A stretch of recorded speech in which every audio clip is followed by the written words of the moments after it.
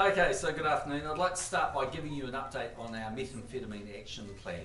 As you know, P is a problem in New Zealand that wrecks lives, wrecks families and fuels crime.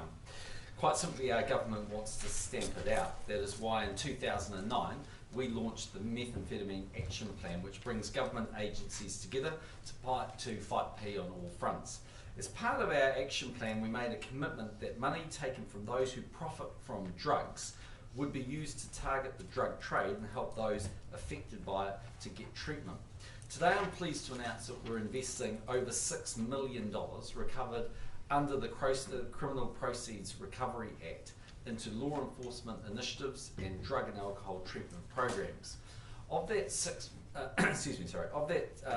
million, over $2 million is going to help treat people who have been affected by drugs. We are investing $1.8 million to double existing support for mothers of young children and pregnant women who have alcohol and drug issues. $300,000 to help offenders with alcohol or drug issues reintegrate into their communities. $100,000 to further support offenders seeking treatment through the alcohol and drug treatment courts. We are also investing $1.8 million to add 10 investigators to assist police with cases against organised crime and drug syndicates. $800,000 to fund the legal costs for civil recovery actions taken under the Criminal Proceeds Recovery Act. $680,000 to purchase software to help police extract and recover data from devices seized under warrant, and $490,000 to help police crack down on cannabis growers. We have now allocated more than $10 million recovered under the Criminal Proceeds Recovery Act to fund anti-P initiatives and expand treatment programs. The latest data also released today show that price, purity and availability of P remains high. The average price of a gram has increased from approximately $678 in 2012 to $684 in 2013. This indicates our efforts to reduce supply are having an effect, which is a tribute to the fantastic work being done by our law enforcement agencies. The data also shows that more offenders are receiving drug and alcohol assessments as a condition of their sentence, up from 8% in 2004 to 20% in 2013. It's great to see that more people are taking up drug treatment options. I'm confident that all the measures we are taking will continue to put pressure on the P trade, save lives and make our communities safer. As you all seen, I'm leading a delegation to Samoa, Tonga and Niue next week for the 2014 Pacific Mission. The New Zealand delegation will comprise of around 40 members and include cross-party MPs, Pacific leaders and representatives from non-governmental organisations. The mission reflects the close relationship we have with our Pacific neighbours and the high regard New Zealand places on those relationships. It is a valuable opportunity to engage with the leaders of these countries ahead of the upcoming Pacific Island Forum Leaders Meeting and the Conference of Small Island Developing States, which Murray McCully will attend on behalf of the New Zealand Government. Just in terms of the House this week, we'll progress the Local Government Act Amendment Bill number 3, the Credit Contracts and Financial Services Law Reform Bill and the Food Bill. Wednesday is the Members' Day. I'll be in Parliament for question time tomorrow and on Wednesday as normal. I have events in Wellington, Auckland on Thursday. On Friday I'm in Christchurch before heading to the Pacific on Sunday. Prime Minister, Questions? NIWA's supercomputer has been hacked by a foreign entity. Is that concerning? Yeah, look, it does concern me. What I'd say is a few things. Firstly, the number of cyber attacks that we are registering is now growing, and growing considerably. So if you go back to 2012, we registered about 134 attacks. Today, or 2013, that had risen to 219. We monitor and deal with those situations through the National Cybersecurity Centre, which is part of the GCSB. I will say that the bulk of those attacks are focused on the private sector. So just under 70% of them are against private sector entities, about 30% of the public sector. Was there any indication this attack was espionage? It's very, very difficult to know. So these are quite sophisticated attacks on our both government and private sector systems. They often hide their identity through the IP addresses that they use.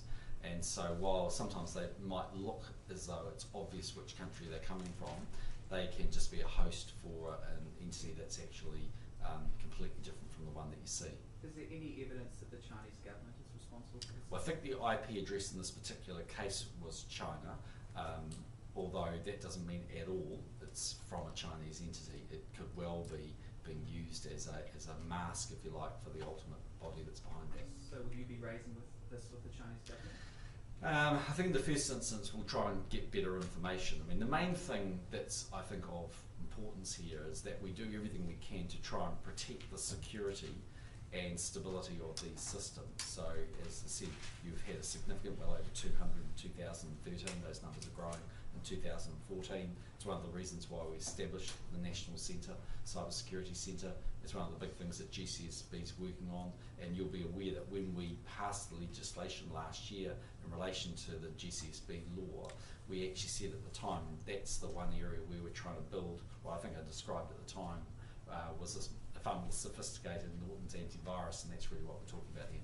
Have you had managed to prosecute anyone or find anyone responsible for any of those attacks? I think there's always a sense of, in some cases, having better information than others, but I think in terms of prosecution, no. And the main issue here is trying to build up the defence mechanisms. The Americans have gone after some Chinese Yep. operatives or They have, yeah. Is that something you talked to President Obama about? Look, generally cybersecurity, yes, is one of the issues we do talk about. I mean, I have pretty limited details, just the stuff that's in the public domain, but my understanding is that the Americans identified 5 Chinese PLA, I think, members who they believe are responsible for cyber attacks. The interesting thing about them, I think, was the point the Americans were making, that they were, I think, either against private sector entities or they were for private sector gain. That was the belief of the FBI anyway. How confident are you that the attack here wasn't from the PLA? I simply don't know where it came from. I don't have any advice on that. I'm just very, very cautious about attributing that to any country because, as I say, they often masquerade behind a particular IP address, but that doesn't mean that's the ultimate source of the attack. You talk about the private sector being a target. Is it a target? Are we being targeted for our competitive advantage in certain industries? I mean, like obviously, agriculture, companies like Frontier. It's not either wise or appropriate for me to comment about the particular companies that have been attacked or their systems have come under threat. But what is certainly true is that there are we think a number of entities who are making quite sophisticated and robust attempts to break into the systems of some very large private sector entities, and there'd be a range of reasons why they're trying to do that. Obviously exfiltrate intellectual property those companies have, understand a bit about their clients, understand about their data systems. There's a variety of different reasons. So what's at risk here for New Zealand? A lot, actually, which is why if you look at the GCSB legislation, essentially around cyber, what that legislation allows us to do is to provide a souped up level of cyber protection for those private sector entities with their support. So we wouldn't go in and provide that support for the company unless they knew we were doing it, they wanted us to do it, and as you probably know, there's a filtering process that allows us to if we detect an attack, actually go and dig deeper, but only with their approval and with the approval of the people that, for the most part, the people that are involved. The 219 incidents you mentioned last year, was the Chinese government behind any of those? I'm just not in the position to go through who we've identified or who we believe is responsible. All I can say is, to the best of the information I have, there was a wide range of sources. Is it Well, the just motive is cyber? for attacking Niwa. Sorry? Do you know what the motive would be? No, well, it's a very question I asked our guys as well, and I just simply don't have an answer for that. Is it just cyber, or are you seeing sort of equivalent attacks of phones type thing? Cyber's the kind of new frontier because so much is done, obviously, on people's computer systems. That's how people communicate. Everything from email to their databases. Pretty much everything's stored on the computer. So, yeah, I can't rule out that people don't try and tap phones and do other things. But the primary place for us to defend, actually, from both private sector and public sector perspective, is our computer gear. So you asked for a pretty detailed report on what happened at the GCSB are providing that for me. Yep. The, Did anyone hazard a guess as to what the motivation could be? Well, I don't know. I mean, but in some of the other sort of attacks I've seen, there's a bit more of an obvious reason, but this one is not at all clear. Did you, was it 30% with government, I think you said? Yeah. What sort of parts of government have been? Right across the board, but the obvious parts of government have been under attack at various different times, under threat.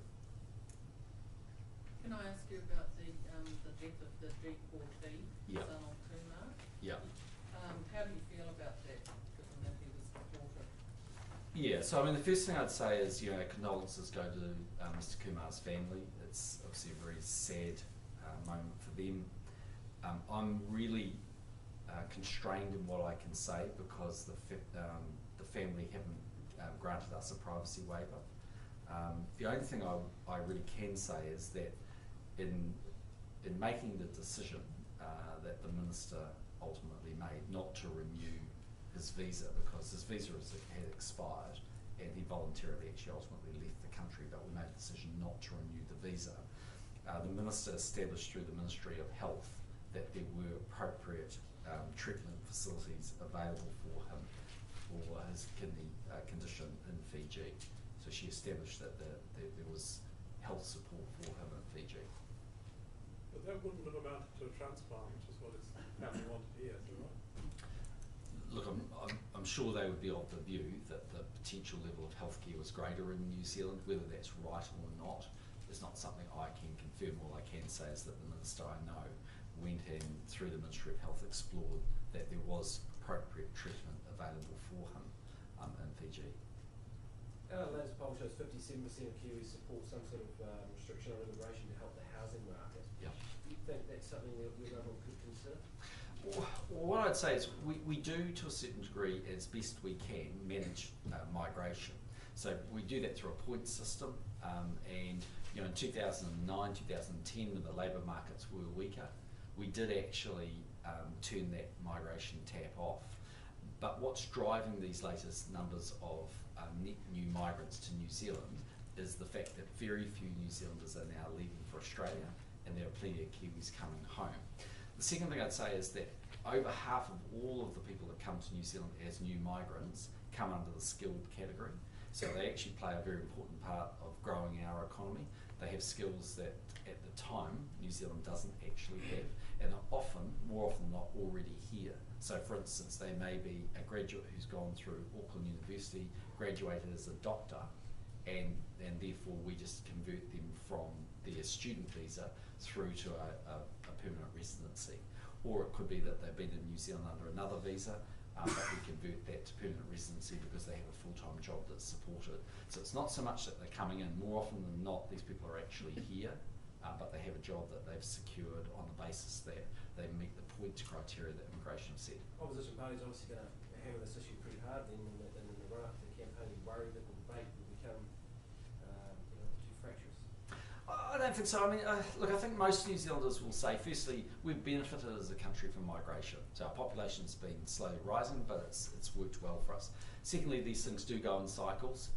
It wasn't that long ago that the opposition were yelling and screaming that too many people were going to Australia. Now the fact they're not going to Australia, they're upset by that. So they can't kind of have it both ways. Thirdly, I think migrants that come to New Zealand, in my view, either bring skills, capital, or the right attitude. And actually, they're additive to our country. We need them in lots of parts of the economy. And if we turn off the tap, for instance, because we're worried about a housing issue, then we may, for instance, stifle economic growth in our ICT sector or somewhere else. And surely the better answer to all of that is just to build more houses. And that's what the government's focusing very heavily on. Just on the city rail link, would the government consider changing those targets like Auckland are asking you to? In the short term, we're not inclined to do that. What we are doing is, and what we have done, is said, A, we're committed to the building of the CBD rail tunnel. B, if you want us to bring forward the date, then we'll encourage you to demonstrate to us that that's a good idea through increased patronage and economic growth. But we're in constant discussion with the Auckland Council, and I meet with the Mayor very regularly. We'll have a good look through the PwC report and consider it further. But But I think it's just worth remembering, this is a very significant capital item for Auckland. And somewhere along the line, the ratepayer's going to have to pay their half share, if that's where the split ultimately is, and the government's going to have to find its half share. So for both sides, the ratepayers and the taxpayers, the timing of when you start that project is important, because you don't want to start too early and have the burden of that falling on the ratepayers earlier than they otherwise might want. Do you think there's room to move though, as far as the government's concerned? We haven't ruled that out, but we have set those conditions, and we're not of a mind to change them at the moment. Have you received any advice on the South Auckland Maori Disability Support Services Trust, which is being investigated for misappropriating funds? I haven't, no, sorry. Do you have any concern as the Irrigation Council or You're back. No? Just briefly. Sorry, I missed that. I didn't get the memo, but welcome back, Eric. Nice to see you. Irrigation New Zealand is You could become the story. Sorry, there you go. Third time. Sorry. Irrigation. Yeah, sorry. Irrigation New Zealand is concerned that the level of nitrate leaching, which is set in the Rutani Farm Board of Inquiry decision, could create precedent which would be, they say, devastating for large swathes of New Zealand's agricultural land. How concerned are you about that?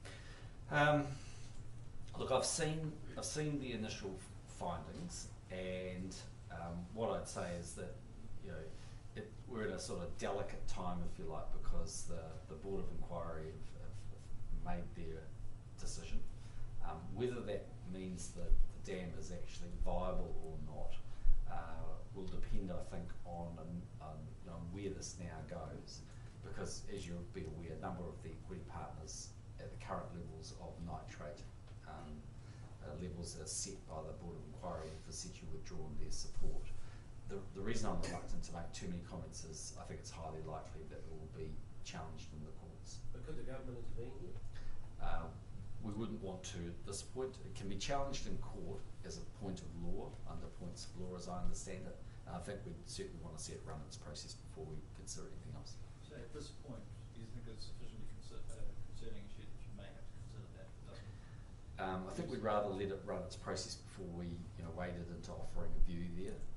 But certainly, as I understand it at the moment, with the current settings, it's going to be it's far less attractive than it was to some of the equity partners, and quite challenging to get up as a scheme. Well, would that cause quite a lot of problems? I mean, a lot of your growth strategy around irrigation, water storage, more dairying, those types of things, could that be a problem further down the track with that law? I think every situation is different, so it depends on the local conditions. But certainly for the Hawke's Bay, where one of the real opportunities for economic growth is expanding irrigation, if that irrigation scheme at Rutani can't go ahead, then the question is, can any other scheme go ahead? And if not, what does that actually mean for local industry, both existing industry and the growth of future industry? And has the Hawke's Bay Council or the investment body asked the government for help on this to intervene? No, not at this point, no. Okay. See you later. I'll go and look through the